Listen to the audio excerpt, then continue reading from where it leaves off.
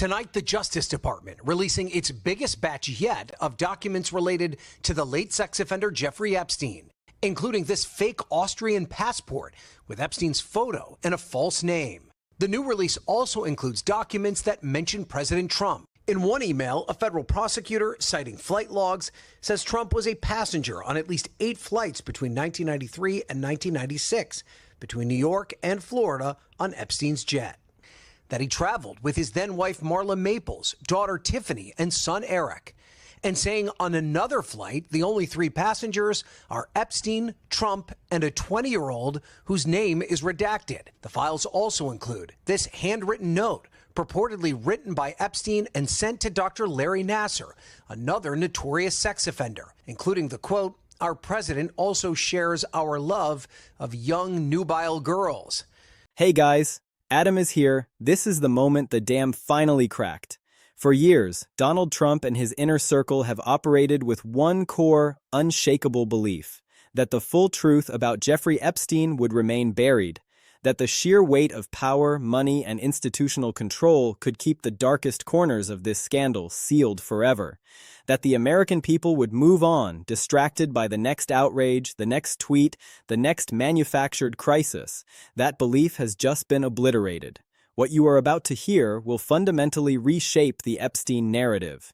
It is not speculation. After the Justice Department made millions of unredacted records, unredacted about convicted sex offender Jeffrey Epstein, available for certain members of Congress to view today. Here's what Representatives Thomas Massey and Ro Khanna said they saw just moments ago. Take a listen. What I saw that bothered me were the names of at least 6 men that have been redacted that are likely incriminated by their inclusion in these files. It is not partisan spin. It is a cold, documented, verifiable fact confirmed by Congressman Jamie Raskin, the ranking member of the House Judiciary Committee. And it is a number so staggering, so damning, so impossible to spin that it has sent shockwaves of pure panic through the West Wing. Donald Trump's name appears in the Epstein files over 1 million times. Let that number hang in the air for a moment.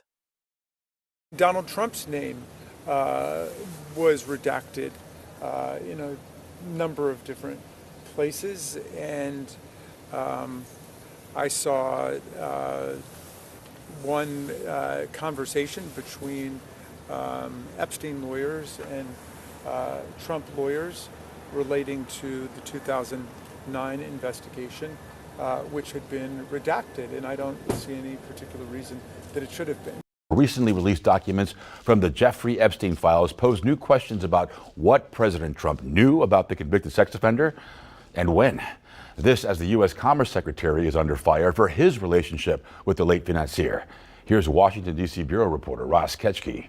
I barely had anything to do with that person. Tonight, Commerce Secretary Howard Lutnik facing calls from both sides of the aisle to resign over his contact with Jeffrey Epstein. Over a 14-year period, I did not have any relationship with him. Recently released emails showed Lutnik communicated with Epstein and even visited his infamous island with his wife and children in 2012, years after Epstein was convicted as a sex offender. The White House is standing behind him. Secretary Lutnik remains a very important member of President Trump's team, and the president fully supports the secretary. Meanwhile, newly released documents are raising more questions about what President Trump knew about Epstein. 1 million. To grasp the magnitude, understand this. The files the Trump administration has begrudgingly released, the heavily redacted, deliberately obscured 1% they dumped to claim compliance, contain Trump's name 38,000 times. 38,000. That alone is an indictment. It speaks to a relationship of decades, of proximity, of entanglement. But the unredacted files, the millions of pages the Trump regime is desperately fighting to keep hidden, contain his name more than 1 million times. This is not a casual association. This is not a handful of golf outings or photo opportunities. This is a forensic paper trail mapping of a connection that the President of the United States has spent years trying to erase. And now, the evidence of that connection is sitting in congressional custody, waiting for the light of day. The White House is in full-blown crisis mode. You can see it in the trembling hands of the press secretary. You can hear it in the evasive, sputtering non-answers. You can smell it in the frantic backpedaling. This is not the usual performative outrage. This is genuine existential fear. Because the million number is not just a statistic. It is a legal and political death sentence waiting to be signed. Let's walk through the wreckage of the most disastrous, revealing, and damning White House press conference in modern history. The stage is set. Caroline Levitt, cornered. Caroline Levitt, Trump's chief spokesperson, stepped to the podium with her usual armor of smug deflection. She expected the usual questions. Border numbers, inflation, the latest Democratic outrage. What she got was a tribunal. The Epstein scandal, once a background hum, has become a deafening roar, and every reporter in that room had the documents, the timelines, and the receipts. The pardon question. The unspeakable silence. A reporter asks a simple binary question. Will President Trump rule out a pardon for Ghislaine Maxwell? Think about what is being asked here. Ghislaine Maxwell is not a low-level associate. She is not a peripheral figure. She is the convicted, imprisoned co-conspirator of Jeffrey Epstein. She facilitated the trafficking of minors. She is serving 20 years. A pardon for her is not a policy disagreement. It is a declaration of alignment with a convicted child sex trafficker. Levitt's response is not a defense. It is a freeze.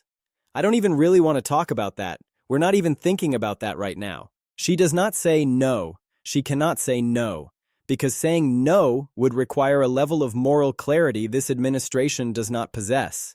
And saying yes is political suicide. So she chooses the coward's path. Silence wrapped in dismissal. But the silence screams. The refusal to rule out a pardon for Ghislaine Maxwell is in itself a confession. It tells us that the door is open. It tells us that the president sees Maxwell not as a monster, but as an ally worth potentially saving. The Lutnik trap. The island visits confirmed. Next, the hammer falls on Howard Lutnik, Trump's Commerce Secretary nominee, the man who claimed under oath that he met Epstein once in 2005 and had no further contact. The reporters have done their homework. They have the receipts. They now know, and they ask Levitt directly. Lutnik visited Epstein's island with his children, after Epstein was already a registered sex offender, after the world knew what kind of predator inhabited that private paradise. Levitt's response? Nothing. A blank stare, a pivot, a refusal to engage with the grotesque reality that a man she is tasked with defending took his kids to a child sex trafficking hub. This is not a scandal about a single lie. This is a scandal about a culture where visiting Epstein's island is not a disqualifying act, where it can be explained away, ignored, or memory holed, where a nominee can perjure himself and still face zero consequences because the administration is too compromised to even acknowledge the severity of the act. The contradiction explodes. Trump knew. He always knew. This is the moment the entire press conference shifted from defense to collapse. A reporter lays out the devastating timeline. In 2006, Donald Trump told police, on the record, that he was aware of Epstein's behavior. He specifically referred to Ghislaine Maxwell as an evil person. He acknowledged knowledge. Fast forward to 2026. Trump's public position is that he knew nothing, that he was unaware of the crimes happening under his friend's roof. The reporter asks the question that cannot be answered without admitting perjury or complicity. If he knew she was evil in 2006, why is his administration now moving Maxwell to a minimum security club fed in Texas? Why is he making her comfortable? Why is he not ruling out her pardon? Levitt disintegrates. She stammers. She accuses the reporter of mischaracterizing. She offers no documents, no counter-evidence, no coherent explanation, because there is none. The only logical conclusion is that Trump was lying then, or he is lying now, and either option is catastrophic. The people's house, try the predator's nest. The press conference pivots, but the damage is done. The veneer has been stripped away. What remains is the ugly, undeniable truth. The heart of this administration is the heart of the cabal. They can call it the people's house all they want. The public sees it now. The Oval Office is not the seat of American democracy. It has become the sanctuary for the Epstein class. The place where predators are protected, where their enablers are elevated, where the full accounting of their crimes is actively suppressed. The infrastructure ransom. Name airports after me or perish. Then, the pettiness. A reporter asks Levitt about Trump's demand that Chuck Schumer rename Dulles Airport and Penn Station after Donald Trump, in exchange for releasing infrastructure funding. Let's be clear about what this is. Extortion. The president is holding thousands of New York jobs hostage, threatening billions in economic damage, demanding personal glorification as the ransom price. Levitt attempts to spin this as tough negotiation, but the American people see it for what it is. A man so desperate for validation, so hungry to see his name in gold letters, that he is willing to cripple his own hometown to get it. It is not leadership. It is narcissism with a flamethrower. The genocide erasure, Turkey's puppet.